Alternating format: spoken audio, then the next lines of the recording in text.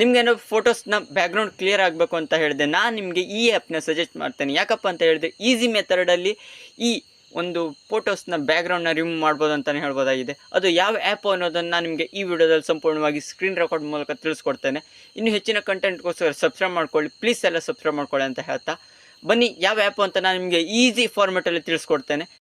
ಮೊದಲೇದಾಗಿ ನಾವಿಲ್ಲಿ ಪ್ಲೇಸ್ಟೋರ್ ಹೋಗ್ಕೊಂಡು ಒಂದು ಆ್ಯಪ್ನ ಇನ್ಸ್ಟಾಲ್ ಮಾಡಬೇಕಾಗುತ್ತೆ. ಅದರ ಹೆಸರು ಫೋಟೋ ರೂಮ್ ಅಂತ. ನಾವು ಆಲ್ರೆಡಿ ಇನ್ಸ್ಟಾಲ್ ಮಾಡಿರೋದ್ರಿಂದ ಓಪನ್ಗೆ ಹೋಗ್ತೇನೆ ಡೈರೆಕ್ಟಾಗಿ. ಫೋಟೋ ರೂಮ್ ಅಂತ ಈಸಿ ಆ್ಯಪು, ಏನು ದೊಡ್ಡ ಅಮೌಂಟ್ ಏನು ಕೊಡಬೇಕಾಗಿಲ್ಲ, ಪೇ ಮಾಡಬೇಕಾಗಿಲ್ಲ.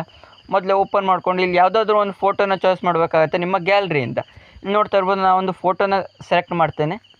ಸೆಲೆಕ್ಟ್ ಮಾಡಿಕೊಂಡು ಈಸಿಯಾಗಿ ಯಾವ ರೀತಿ ರಿಮೂವ್ ಆಗ್ತಾಯಿದೆ ನೋಡ್ಬೋದು. ಯಾವುದೇ ರೀತಿಯ ಪೇ ಇಲ್ಲ, ಈಸಿಯಾಗಿ ರಿಮೂವ್ ಆಗುತ್ತೆ ಬ್ಯಾಕ್ಗ್ರೌಂಡ್ಸ್ಗಳು. ಇಲ್ಲಿ ಟ್ರಾನ್ಸ್ಪರೆಂಟ್ ಕೊಟ್ಟರೆ ಆಯಿತು, ಇಲ್ಲದಿದ್ದರೆ ಯಾವುದೇ ರೀತಿಯ ಚೇಂಜಸ್ ಆಗಲ್ಲ.